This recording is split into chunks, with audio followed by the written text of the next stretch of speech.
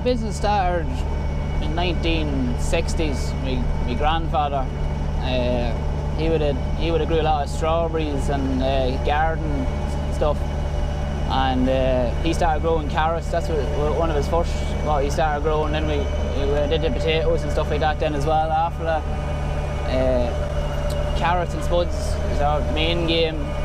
Grow a good lot of cereals and that stuff too, but the cereals is only holding the bank of land for our important crops like our spuds and carrots and turnips and stuff like that as well. We grow a bit of cauliflower, cabbage, broccoli and that for our farm shop at home. People like to see freshness kind of from the field, if you know what I'm saying. That's what we try to do best, if you know what I'm saying. My father and my uncle Patrick, Patrick looks after the pack house and stuff like that at home. He'd be distributing, most orders would be going through him. Myself and my father does a lot of the field work and field maintenance, that type of stuff. So we'd be growing the crops, if you know what I'm saying. So it works well. It's a good team, you know.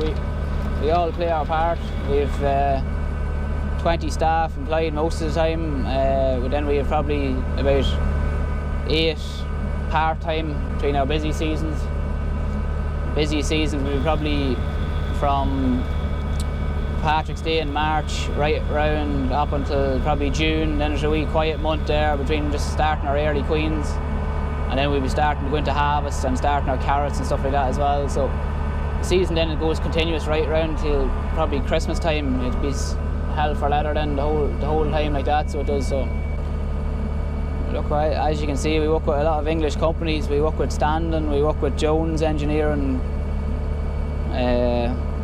we work with Tong, Charles Tong there. We have a lot of Tong kit at home for peeling and washing and grading and stuff like that. So we get on well with a lot of our manufacturers and that. So that's the secret. Like you're good to them, they'll be good to you. We have 3 195s and 1 140 CVX. We have 2 Maxims, then we have a 140 and a 115. We have 6 930. Yeah. We have 3 Pumas, then we have 220, 215 and a 230. And a couple of wee internationals at home for the cabbage and stuff like that, just smaller 895s and stuff like that. Just small 4-wheel drive ones, just easy wee puller for curtain siders and that. 220, 230s the biggest. We try not to go much more than 250.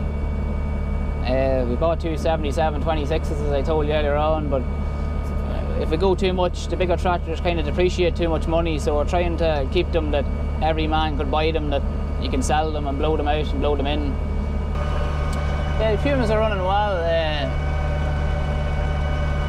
Fairly handy on diesel, but bed tilling probably to a tank of diesel 420 litres. They're doing 21 acres of bed tilling, and they don't let off the tractor from 8:30 in the morning till probably 9 o'clock at night. So like they're running fairly well. That's our 5th, 6th Puma there now, so we're happy enough with them, so we are.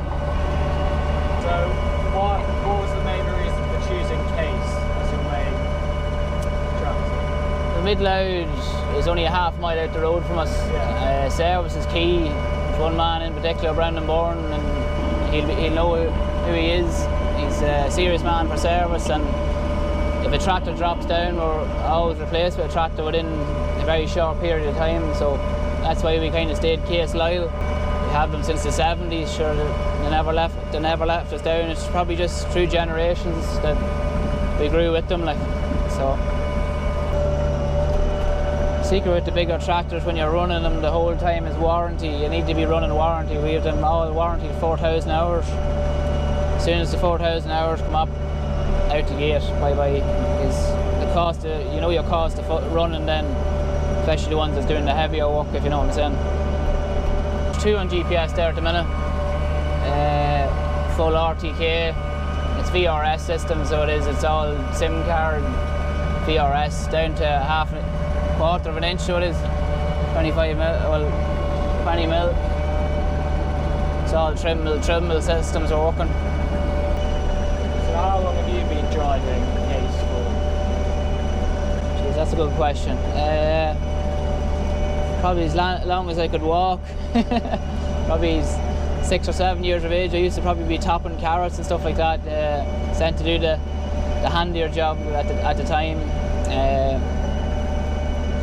As this machinery got bigger, my father used to do most of the lifting, and I kind of took his position now, and he's at home mainly just running and managing what is organising his crew. Like, it basically,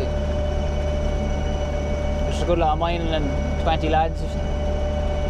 I keep the heavy tractors here in the field side filling, and then put the kind of 2 road tractors that we kind of keep on the road most of the time. There, kind of clean tyres, clean wheels, don't be bringing much muck out onto the road and stuff like that.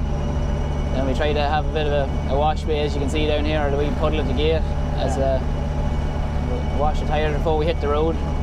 These carrots we'll probably be starting to wash now at 4 o'clock when we get home, and they'll be on the shelf in the shop in the morning, probably at 9, half 9, so it'll be in bags, packed and all. So our key is delivering freshness to everyone that we can, like any of our producers.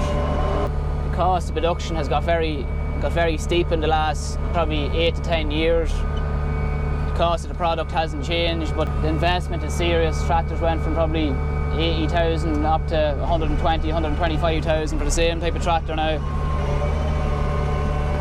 And your ton of carrots or ton of spuds hasn't changed in price really, so the investment seems to be a lot bigger, and you're trying to do more and more to get the same amount out of it, if you know what I'm saying. We're probably working about 3,000 acres, 3.2 probably altogether, between corn and spuds, carrots, and all our veg as well. So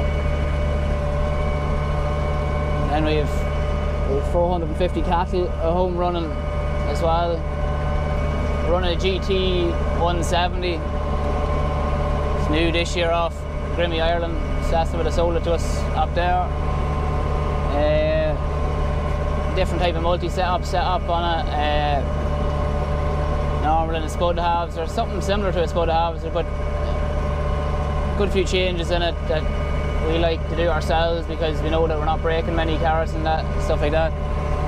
A lot of people run hedgehogs on the back. You'll see in the UK they run a lot of hedgehogs, but we have a lot of stone here at home, so we have to run a picking table.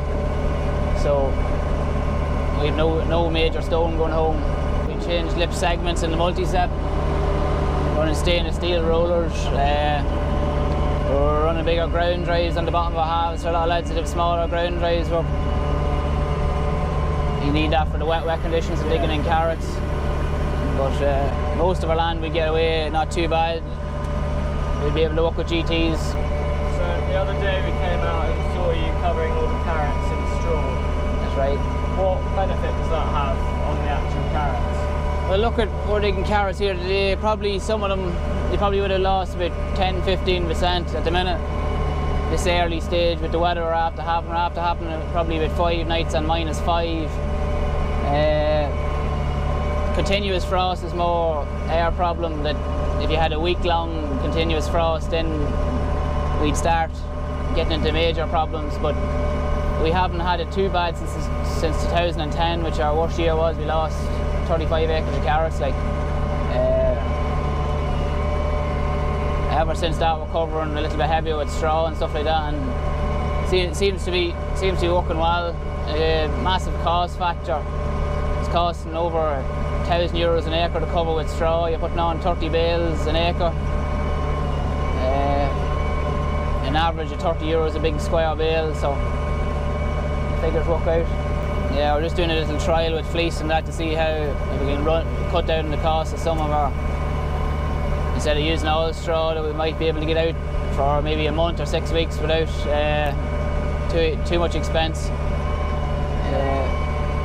It's trial and error at this job, so it is trying to get the cost down a little bit. So why do you have to have 2 machines to take the straw off? Well, look at your straw removal moves 90%, even what's in the alleyway of what's underneath the wheel of the tractor. Your toppers then, they just won't remove enough of the straw. They will take a lot of it off, but they won't remove what's in the alleyway. So you need the straw remover to kind of fish it out of the alleyway. And then your rubber flail topper and your front topper will hoover most of the loose particles off, and then the rubber flail topper will clean the top of your bed without damaging the carrot. So